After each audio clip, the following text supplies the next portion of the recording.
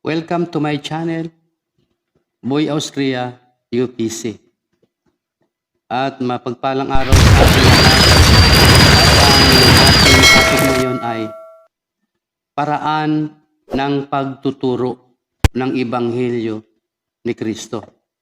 Kaya suwaybay lang kayo sa aking channel mga kapatid. At ituturo ko sa inyo kung paano magturo ng salita ng Diyos sa mga taong hindi pa mananampalataya o sa mga mananampalataya din. So ito ang ating topic ngayon, ang paraan ng pagtuturo.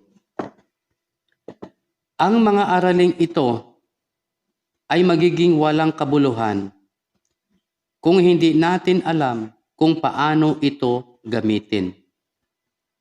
Kinakailangang sundin natin ang mga pamamaraang ito upang tayo ay maging epektibo sa ating pagtuturo at magbunga sa ikaluluwalhati ng pangalan ng Panginoong Hesus.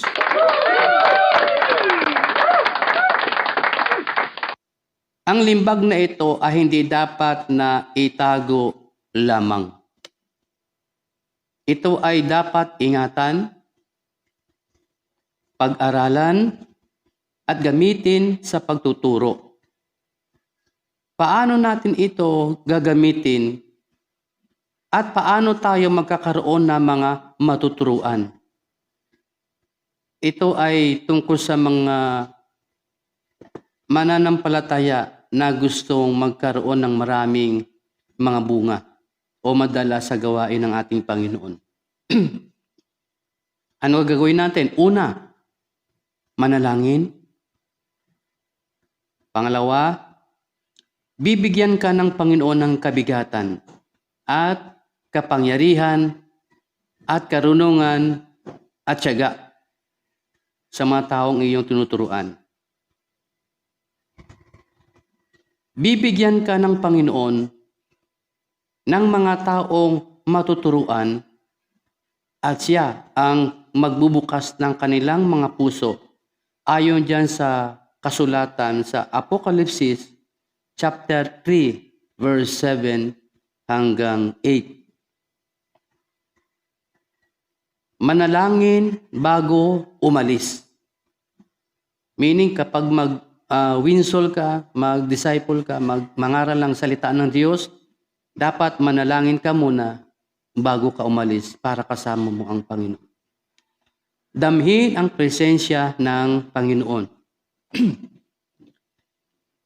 Pag-aralang mabuti ang nakatakdang aralin bago ituro. Ito yung pamamaraan ng pagtuturo.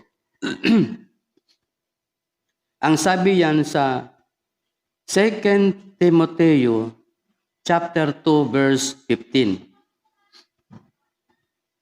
Pag-aralang mabuti ang nakatakdang aralin.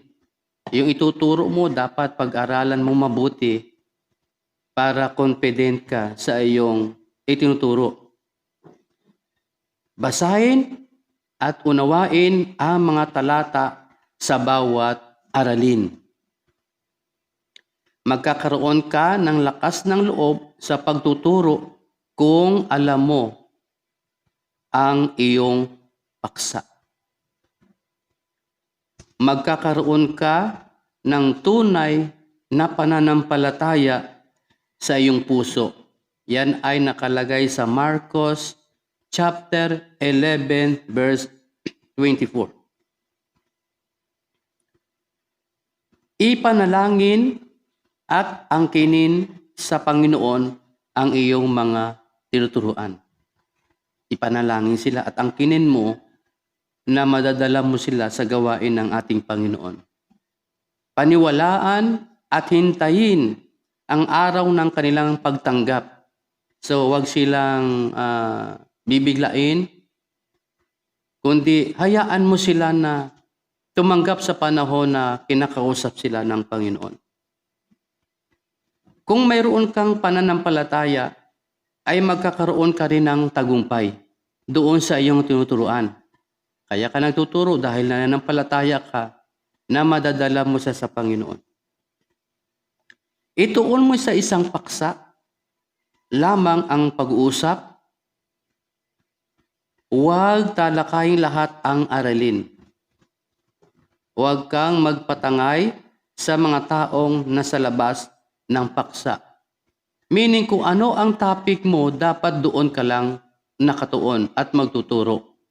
Kung may magtanong man na iba, ibalik mo siya sa iyong tinuturo at huwag kang magpadala sa kanilang mga sinasabi. Manalangin bago magpasimula para samahan ka ng Panginoon. At pagkatapos ng pag-aaral.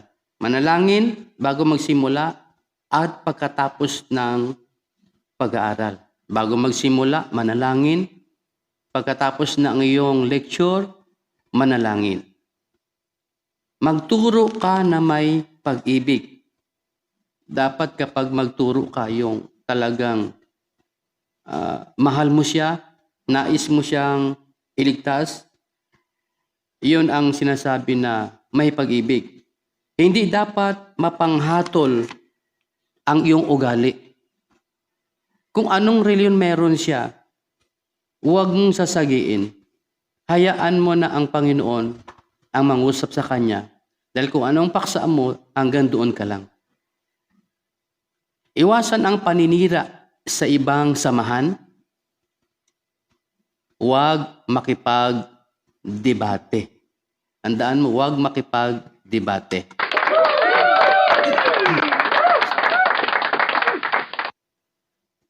Kapag nasa church ka naman o nandun si pastor, ito yung paraan ng pagtuturo. Huwag mong agawan ng karapatan ang iyong pastor. Huwag mo siyang agawan. Kapag siya ay nagtuturo, kailangan makinig ka lang, hayaan mong magturo ang iyong pastor at huwag mo siyang aagawan. Magkaroon ng tamang asal, maging magalang, at hindi magaslaw. Kapag nagtuturo ka, dapat ipakita mo ang iyong, bilang isang Kristiyano, ang iyong ugali, ang iyong galaw, maging ang iyong pananalita, para malaman nila na ikaw nga ay tunay na Kristiyano. Kung maaari ay gawing araw-araw ang pagtuturo kung mayroon kang panahon. Pagtuturo sa isang pamilya upang madaling matapos ang pag-aaral at upang mapabilis din ang kanilang kaligtasan. Kung di maaari ang araw-araw na pagtuturo ay dalasan na lamang. Kinakailangan marunong kang magbantay sa oras, maliban lamang sa mga espesyal na pagkilos ng Espiritu at pagkasahin sa mga 40 minutes ang pagtuturo. Huwag mong ubusin ang kanilang oras. Ito yung mga pamamaraan ng pagtuturo ng Ebanghelyo ni Kristo. So sana meron kayong naintindihan at unawain ninyo ang mensahe ng ating Panginoon. Tuloy-tuloy din tayo. Yung next na ituturo ko about sa 21 lesson. Ano yung mga nakaloob sa 21 lesson?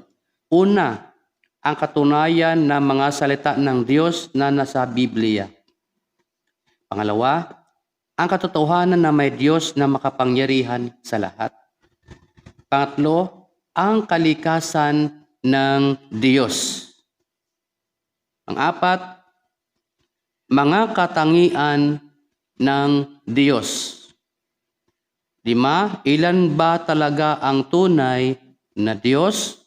Pang-6, sino ang tunay na Diyos? Pang-7, ang kamalian ng Santissima Trinidad. Pang-8, ang pasimulan ng tao hanggang sa dumating ang kasalanan. Pang-9, ang kasalanan. Pang-10, nasaan ang mga patay? Pang-11, ang plano ng pagtubos.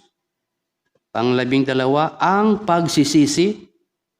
Pang-13, ang bautismo sa tubig. 14, ang tunay na bautismo sa Biblia. Ang bautismo ng Espiritu Santo. Pang-16, mga tunay na ebidensya ng bautismo ng Espiritu Santo. Ang kabanalan. 18, ang ikalawang pagparito ng Panginoong Hesukristo. Ano ang iglesia? Ano ang pananampalatayang nagliligtas? At pang-21, ang relihiyong sa Diyos. Itong ating pag-aralan sa mga susunod na mga araw. Kaya mag-subscribe kayo sa aking YouTube channel, Boy Austria UPC, upang ma-notify kayo sa aking mga i-upload na videos about sa 21 lesson. God bless you, pagpalain lahat ang mga mag-subscribe at iligtas kayo ng Panginoon at ingatan kayo ng Diyos sa buong buhay ninyo. God bless, salamat.